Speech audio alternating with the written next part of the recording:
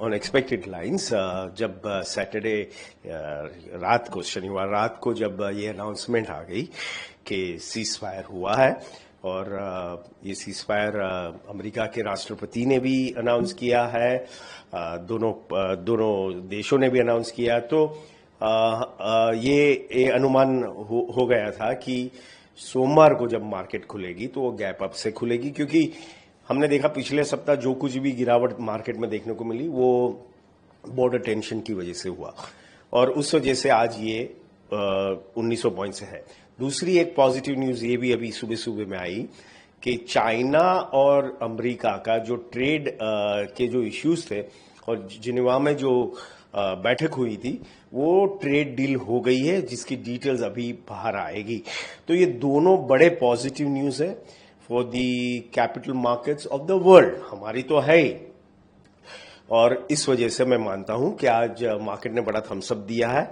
अब उम्मीद यही रखते हैं कि ये जो डायरेक्शन हमने ली है और उस डायरेक्शन में और आगे बढ़े।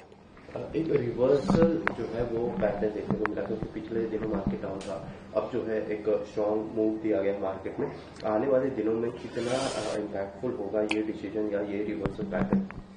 देखिए, मुझे ये लग रहा है कि अगर ये सेटल हो जाता है और डिप्लोमेटिकली और पीसफुली और बातचीत के दौर से, तो ये बड़ा ही पॉजिटिव रहेगा। बॉर्डर की बात कर रहा हूं। और जो अमेरिका ने जो स्टेटमेंट दिया है कि वो हमारे साथ भी बड़ा ट्रेड करना चाहेगा,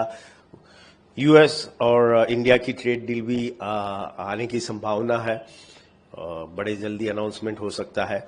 तो ये भी एक पॉजिटिव रहेगा। तो मैं मानता हूं कि पिछले 2 महीनों से जो हमने एक अनसर्टनिटी देखी है और जिसकी वजह से मार्केट में जोरों की गिरावट भी देखने को मिली, वो अब धीरे धीरे खत्म हो रही है और क्लैरिटी इमर्ज हो रही है। मैं ये नहीं कह रहा हूं कि सारी क्लैरिटी आ गई, बट शुरुआत हो गई है एंड उम्मीद ये है कि ओवर द पीरियड ये क्लैरिटी और भी होगी और फिर से बिजनेस एज यूजुअल जो कहते हैं वो हो जाएगा।